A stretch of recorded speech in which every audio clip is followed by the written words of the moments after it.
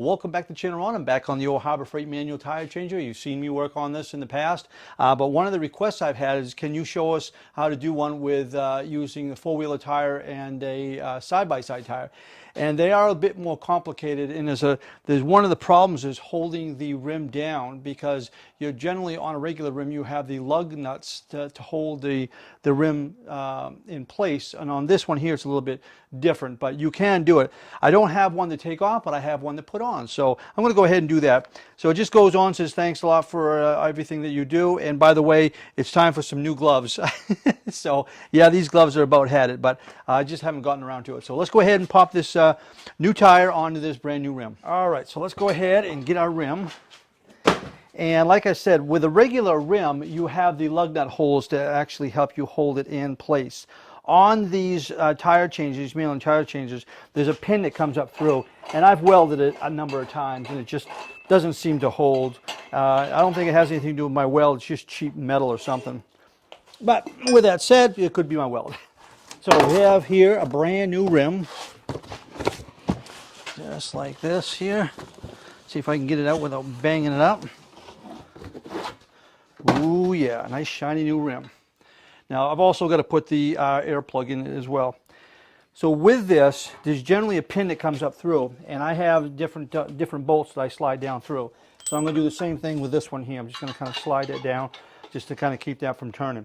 Where this is a customer's, so to speak, a friend's rim, brand new rim, I am going to put something like a rag or something over here so I don't scratch it up. So we're just going to kind of set this like that. Put that down there. That should hold it there and not scuff up his new rim. I've already warned him that that could possibly happen.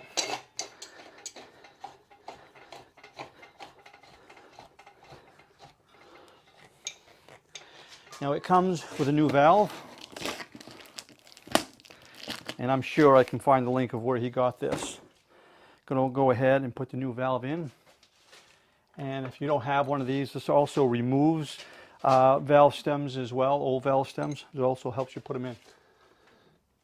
All you do is you pop it in like this, and I sometimes have to take a block of wood if the rim is too deep, but you just kind of thread that on there like that. And sometimes you can just kind of go up against the rim, and this one I can, and it pops right in, just like that. And on some rims it doesn't do that, it's too close, so you might have to put a block of wood here to kind of give you some leverage. Let's pop that off.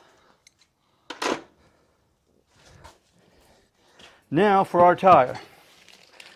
All right, I don't think this has any kind of direction or anything on it. I'm not sure. Yes, it does, rotation.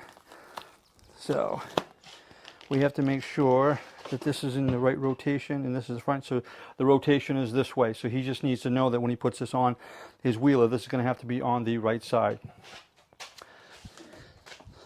A little bit of soap and water. Same thing I use on regular automobile rims and so forth. I'm going to spray that down a little bit. Just double check there's nothing there. All right, here we go. So we're going to kind of slide that on as best we can. Sometimes you can just pop those on. All right.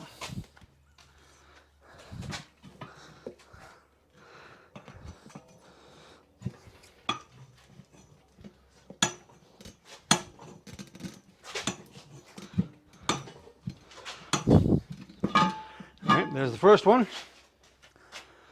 So far, so good. A little bit of soap and water.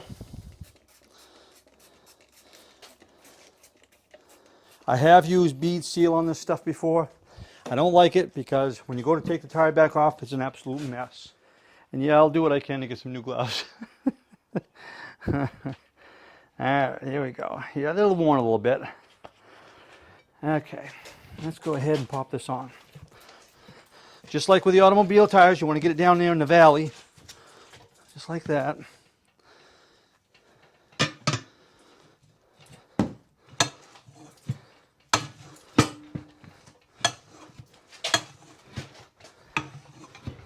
Just kind of work it around.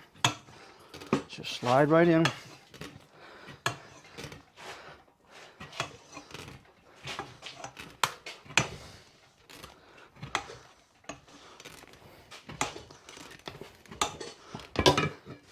There we go.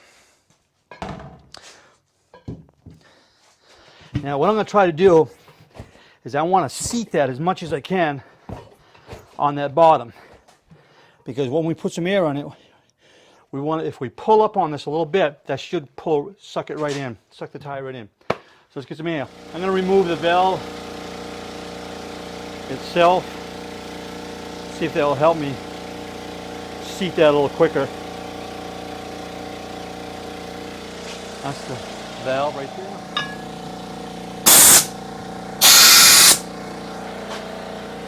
All we want to do is give a little burst of air.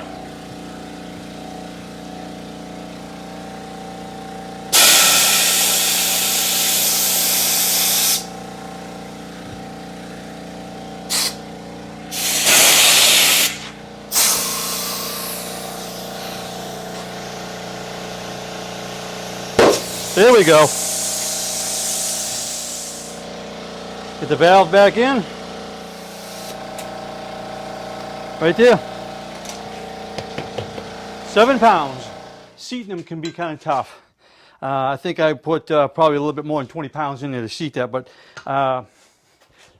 you want to make sure that your hands are clear from that when that finally seats. And then you should be all set with that. Go ahead and put our valve stem cover on. And that is all there is to it. So the client will be happy. Now, taking them off the rim, I have taken them off the rim using this machine. It is tricky. They seat hard and they come off hard, especially when you're doing it with a manual tire changer. But that's all there is to it. Again, this was a comment. Want to know if you could do four-wheeler tires, tractor tires, ATV tires, side-by-sides. You can. It's a little tough because they're a little smaller. For some reason, they're bare to get off. Thanks an awful lot for watching, and we'll see you next time.